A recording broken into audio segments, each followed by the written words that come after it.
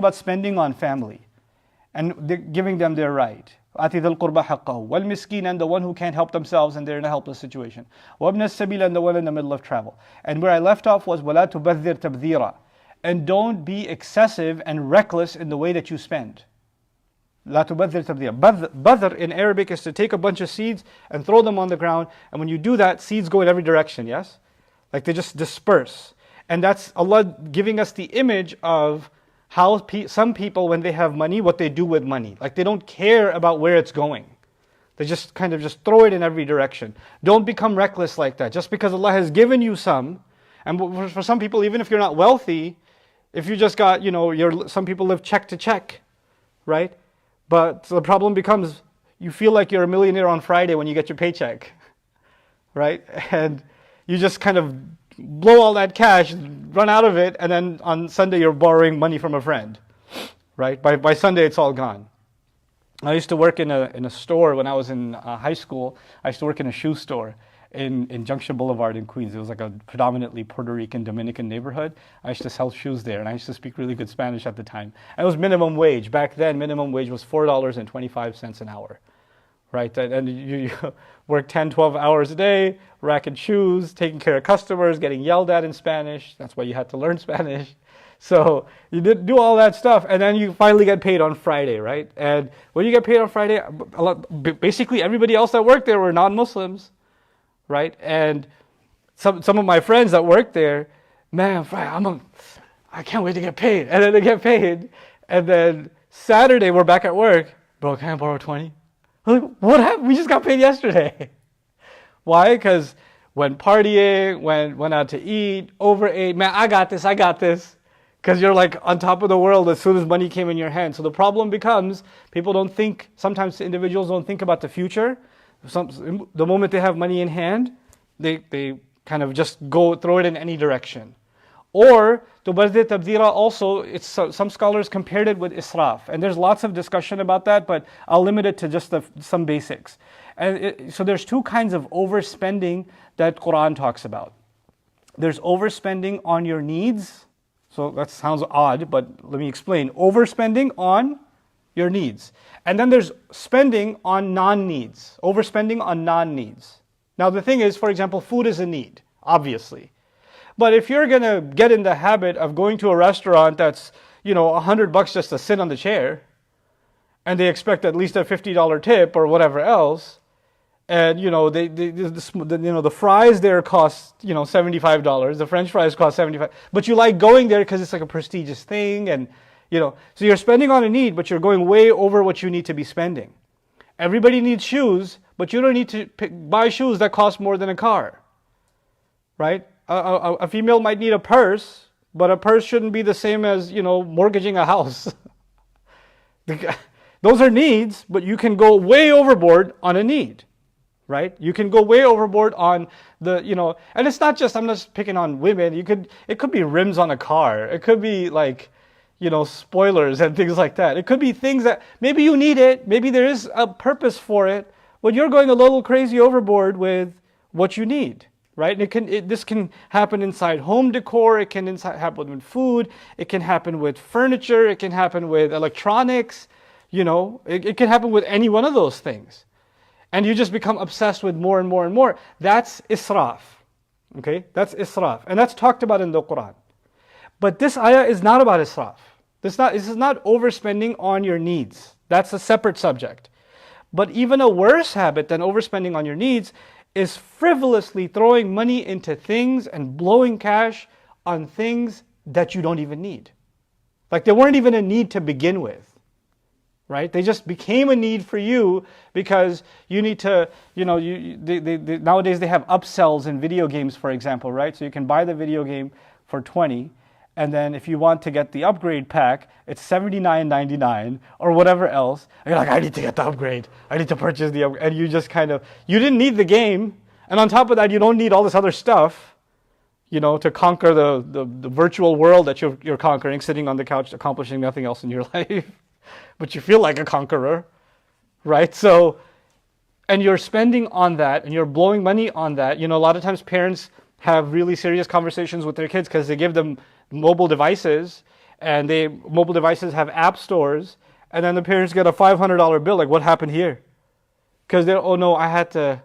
It was a upgrade, or I had to get the full version, or I get to this or that, and there's money being blown on things that you had absolutely no need for, you know.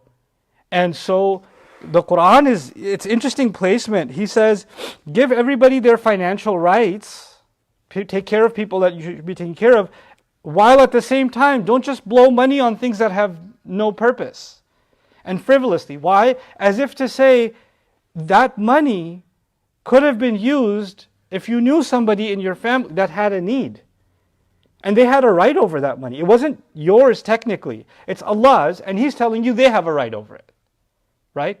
So He's putting our financial freedom in check. We have this idea that we can spend on whatever we want. You know, we can be as impulsive as we want.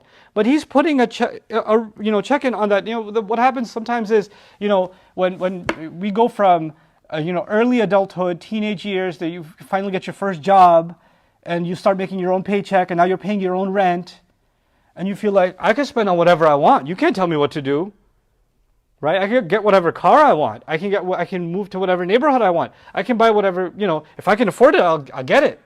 So it becomes, in a culture like that, in a consumer culture like that, it's really empowering to be able to make money, or to have money, and to be able to spend it wherever you feel like it. Right? And a person feels like this is one of their values, is that they have financial ability to be able to spend. I can buy whatever I want. I can eat whatever I want. And Allah Azza wa Jalla is reminding us that mindset is actually very powerful and dangerous. Because that idea, I can get whatever I want, I can buy whatever I want, underneath it, that's what you're saying or you're thinking, but underneath it there's another thought process. And the thought process is that Allah, the provider, has no say in what I spend, and how I spend, and who I spend on, and what I spend on. He has no say in it because I made my money by myself. And it also underscores the idea that somehow we've forgotten that the one that gave us the job, that gave us the ability to do the job, the one who gave us that income, and then the one who gave us the ability to even go to the grocery store and buy the food, not to mention the one who gave us the ability to take that bit of food and put it in our mouth and allow our throats to gulp it down and for it to be digested and processed, none of that happened on our watch. We didn't do that, He did that. But we forget and we feel like we're empowered now. We're the empowered consumer. We're the all-powerful consumer. And much of the world, especially here in the United States, we are a consumer society. So you know how they say the customer is number one? Right? So we're always in this like Firaun position where we get to dictate and pass judgment on what we're going to buy and not buy, and how we're just this entitlement culture of the consumer, the entitlement of the consumer.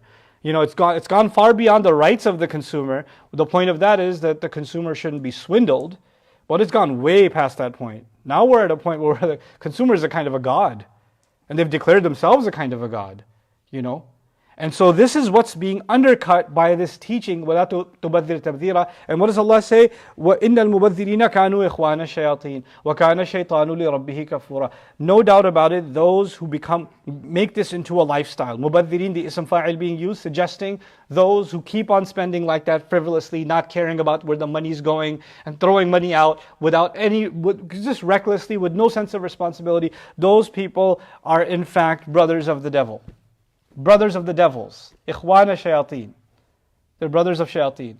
And that it's a little more than the devil whispers to you. This language is pretty powerful. It's not used anywhere else in the Quran. The ikhwana shayateen, brothers of shayateen. What does that mean? The word brothers is used in different senses. Close friends is like a brother to me, right? When two friends are so alike that their thinking is the same, their habits are the same, they're always seen together, they're always doing everything together. Man, you guys are like what? Brothers. You guys are brothers. And it's also when people are in the military, then they are brothers in arms. Right? So when you are on the same cause, you have the same way of thinking, you have the same way of living, everything you do is the same, then you become what? Brothers. So the idea of calling us, with this behavior, brothers of the devils, is really scary, because it's telling us that this kind of mindset is exactly what the shayateen have, because they have no consciousness of Allah, they have no sense of restrictions on them, and it may be that we're observing restrictions in other things, but it's when it comes to ownership and entitlement that can build because of financial recklessness, that mindset, that brings us very close to the shayateen. And so Allah says, وَكَانَ الشَّيْطَانُ لِرَبِّهِ كَفُورًا. And the devil has always been, Satan has always been extremely ungrateful to his master. Now, Allah, he was talking about us, now he starts talking about shaitan. And he didn't just talk about shaitan, he talked about a very particular quality of shaitan, that he has always been extremely ungrateful. And so he's teaching us that this, financial irresponsibility, Allah considers that extremely ungrateful. And speaking of ungrateful, the devil is extremely ungrateful. So maybe we didn't see that behavior as an act of ingratitude. Maybe we just saw that as an act of freedom. Maybe we just saw it as, the all-powerful consumer. But Allah is telling us, actually, I see that as you not recognizing who your provider is, as you not recognizing who has authority over you. And so he says, وَكَانَ الشَّيْطَانُ لِرَبِّهِ كَفُورًا. So that's one extreme. Now we're scared of it.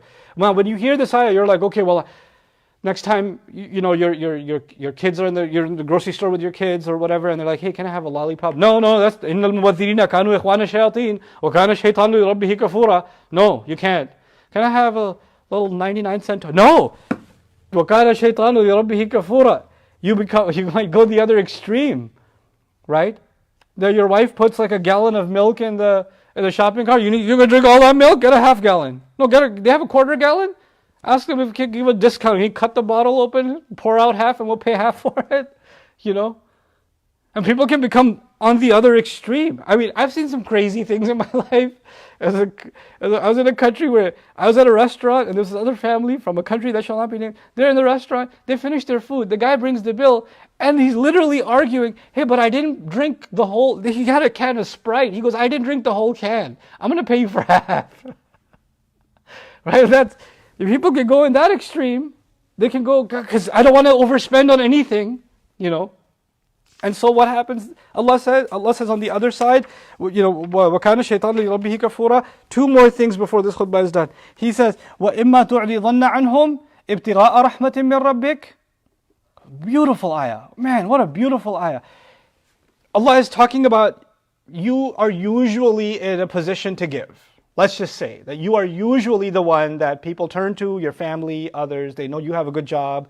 They know you have a house. They know you have some matters taken care of. You graduated from college, whatever. But you're running the successful business. So they see you as the one that has the money in the family, right? So usually if they have a need, they come to you. Or friends, when they think they have a need, they turn to you. They send you a little text message or something. You're the go-to person. Not that you're a bank or you're a cash register for them, but they know that if there is ever a need, then maybe because you've helped in the past and you're kind of, and you've gone out of your way to do that, that you become sort of the go-to, right? And even if they don't have a need, somebody else came to them and said, hey, we have a need. I know someone I can talk to. Let me see if they can help. And you're the person they call. Maybe that's what you've become. But it could be that, and now they're coming to you asking for help. That's the scenario, right? And Allah has already told you, you're not becoming like the devil, so you're not throwing your money around. So you're responsible with your finances. And now people that need help are coming to you. But the problem is, currently, you're not in a good economic situation. Currently, you are overdue on your taxes. Or currently, there's some business failure that happened and you have to take a lot of losses. Currently, you don't have any what's called disposable income. You don't have any extra. You're barely surviving yourself. Right? So on the outside, it looks like you're doing great. Somebody could say, well, you still have a car. You still have a house. You could, but the outside doesn't mean you're doing financially well. Those things may be in place, but you may have financial troubles that are not as visible as someone who doesn't have another meal to eat. You understand? So it can be that way. Now you are not in a position to give, and people keep coming, and you are feeling awkward that you keep having to say no. Right? You're kind of avoiding that situation. So Allah says, وَإِمَّا تُعْرِضَنَّ عَنْهُمْ. And if you are going out of your way to avoid them, if it ever happens that you're trying to avoid them, but you could avoid for two reasons. One, man, I don't want to give them anything. So annoying. Or you want to avoid them because usually you would love to give them, but right now you're in a bad place yourself. And as embarrassing as it is for them to come and ask you, because it's pretty embarrassing to have to ask somebody, it's also embarrassing to turn them down. That's also an embarrassing thing. And they come to your 4-bedroom house, ring the bell, park the car in your nice driveway, ring the bell, and then they say, hey, can I borrow a couple of $1,000? And sorry, I'm in a difficult situation. And they look at your house and look at the car outside. Yeah, difficult situation, I understand. Right? So this puts you in a weird spot. So it could be that you're now avoiding them. Because, now this is the beautiful part, if in fact you are going out of your way to avoid them, ابتغاء رحمة من ربك, in your own pursuit of Allah's doors of love and care opening up for you. Meaning, you're hoping that your financial situation turns around. Imam Alusi says something beautiful about this phrase. He said that it's describing a person who's avoiding those who are asking because they're not able to give them at the moment, but at the same time they're working hard to turn the situation around, pursuing Allah's rahmah, meaning Allah's doors have been a little bit closed. He's pursuing Allah to open those doors again, not just for themselves, but also for them. So even when they're thinking about making more money, they're not thinking, man, I'm going to get this, I'm going to get this, I'm going to get this. They're like, I can't wait for this to open up because I know they need help. Like that's on their mind. It's so beautiful. And when Allah says, if that is the scenario, if that's the situation where you are avoiding them because you don't want to hurt their feelings, and while you're avoiding them, you're working hard to make whatever money you can, open up Allah's rahmah for yourself, because you yourself are in need. They can't see that because they're too, everybody's lost in their own problems, right? So if you tell them I got problems of their own, everybody starts doing a comparison and contrast, like, oh really, you think you got problems? Let me tell you about my problems. So everybody feels like their problems are bigger than somebody else's problems. Allah has given all of us different problems, different trials, and it's not a contest. It's not, if somebody tells you they're in difficulty, you don't say, oh yeah? No, that's not difficulty. Let me tell you difficulty. Now that's difficulty. Beat that. It's not a contest. So they have their own trial, they're trying to make money, and they're avoiding you. And tarjuha means you're also hoping, that's the other phrase. So you're in pursuit of the rahmah of your master that you're hoping to have open up for you, but you still run into them. Well, let's just say you ran into them. Or you were trying your best to avoid them, but they still kind of, there was a happenstance, it just happened to happen that you ran into them, and then they, put an ask. And they, hey, I've been meaning to talk to you. Can I talk to you for a second? And oh no, it's coming. Now there's different ways you can handle that situation. But what does Allah say here beautifully? He says, فَقُلْ لَهُمْ قَوْلًا مَيْسُورًا. Then speak to them in a way that is going to be really gentle, easy, soft. Go real easy.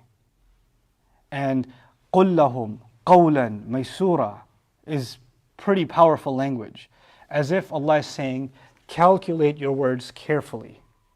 It's like surgery. Somebody's coming to you in a very vulnerable state.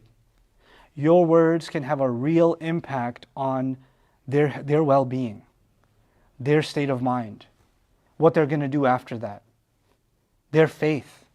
It can have lots of ripple effects. So be extremely careful and give them very gentle words to be able to turn them down. Not say, I have problems myself. Can you just give me a break? Don't do that. Are you serious right now? Do you not realize everybody's having financial difficulty? I get you have them, I have them too. Don't do that. None of this stuff. Your facial expressions, the way you look at them, the way you respond, it's almost as if you have to, the mindset of the believer is if somebody came to us asking for help, then Allah sent them to us. And Allah gave us an opportunity to earn His forgiveness. Allah gave us an opportunity to wipe away some of our sins. إِنَّ الْحَسَنَاتِ يُذْهِبْنَ سَيِّئَاتِ. Good deeds do away with bad ones. And so Allah has sent you a person from the heavens to wipe away your mistakes. That shouldn't be annoying to you. You should actually feel terribly sorry that you're not able to take this opportunity at this time. And you have to send this heavenly gift, you have to treat this heavenly gift as a heavenly gift and treat it delicately. You have to treat it with caution, And so he says, قُلْ لَهُمْ قَوْلًا مَيْسُورًا. Here we learn it's not just giving that's important. It's the attitude, isn't it? That's what Quran is teaching us. It's not just that you give. Because sometimes people give and they give with an attitude. I help you every year. Where does that money even go? Can you show me what you did with the last 2,000 I gave you? You start talking like that, then it's as if you are turning to Allah and saying, I better give you my expense report too, Ya Rab. Because I expect them to give me their expense reports. This is not the way we should be thinking at all. And so before I leave you, just a small note about the next ayah. We now become overly cautious about spending and we're looking to help others, but maybe that will make us extreme. Maybe it will make us so extreme, somebody says, no, we have to give sadaqah, You're not even taking care of your family. You're not even taking care of your kids. You're not even taking care of your wife, your parents, or whoever else. No, because we have to give in charity. You guys have to starve because Allah said, we shouldn't turn anybody down. No, wait, there are rights and responsibilities first. And then when you have what's above that, disposable income, that's what's being talked about. And even within disposable income, you can take care of yourself. You can buy yourself a perfume, it's fine. You can get yourself a car, it's okay. You can get yourself decent clothes. That door is not being closed. How is it not being closed? وَلَا تَجْعَلْ يَدَكَ مَغْلُولَةً إِلَىٰ عُنُقِكَ وَلَا تَبْسُطْهَا كُلَّ الْبَسْطِ. Listen to this, don't have your hands chained around your neck. Literally, Quran says. مَغْلُولَةً إِلَىٰ عُنُقِكَ. Don't put your hands chained around your neck. And don't let them, وَلَا تَبْسُطْهَا كُلَّ الْبَسْطِ. Don't leave them free like this either. Don't leave them open like this either. So we've got two images, chained around the neck and completely open, yeah? What does that mean? These are figures of speech in Arabic for when someone is so cheap. Imagine someone with their hands chained around their neck. And where's the money? Money's in the pocket. And when they get to the cash register, they have to reach over to the pocket. And the closer they get to the pocket, what happens to their neck? Oh, sorry. They start choking. Right? So what the image is, your hands are so tied that you never spend on anything. And when you try to spend on something, it feels to you like you're killing yourself. You're choking yourself to death. Don't become that cheap and extreme. Don't be like that either. So one extreme was, throw everything out there. The other extreme is, my hands are tied to my neck. And then the thing is, because some people live like this. When you say, don't do this, don't be so extreme. You know what the response is? Oh, you want me to eat nothing, right? You want me to starve, right? That's what you want? Because that's what you're saying. No, that's not what's being said. Just because one extreme is being forbidden doesn't mean that Allah is asking you to go to the other extreme. But this is a very clever way of people getting away from the commandments of Allah. Because when you say, don't go to this extreme, oh, what, do you want me to go to the other extreme? No thanks. I don't want to be extreme. Yeah, you do. You just want to be the opposite extreme. Right? And so what does he say? وَلَا تَبْسُطْهَا كُلَّ الْبَسْطِ. Don't have your hands out like this when you walk around. Now imagine a person whose hands are tied, no freedom of movement, and the other hand, normally you have your hands down when you walk. But if your hands are out like this and you're walking in a grocery store, right? And you got grocery items on both sides, what's happening? Anything that your hands can grab, your hands are touching things they shouldn't be touching, right? That's the image. If you're walking down the street like this not anymore in New York, but if you're walking down the street like this, you're going to be touching stuff that you have no business touching. And this is the image of you're meddling in things, you're buying things, you're shopping things that you have. Just keep your hands here, be normal.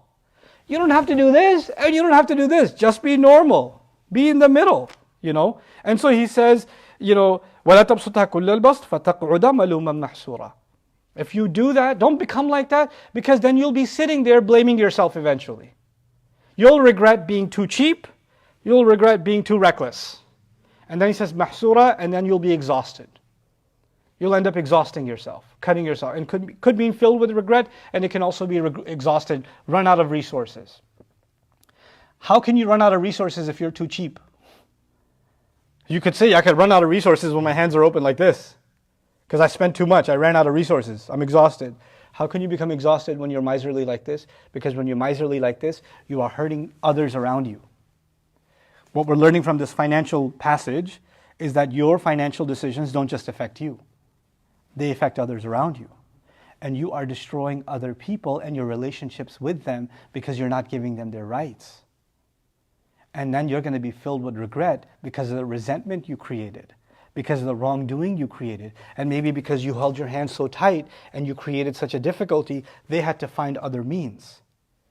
They had to go do things that they wouldn't want to do normally to just survive. And you opened that door for them, and now you're filled with regret. So I told you these are regulations that are seeds, but they have ripple effects on your life, on the lives of people around you, on my life and the lives of people around me. And that's why these ayat are so fundamental and important.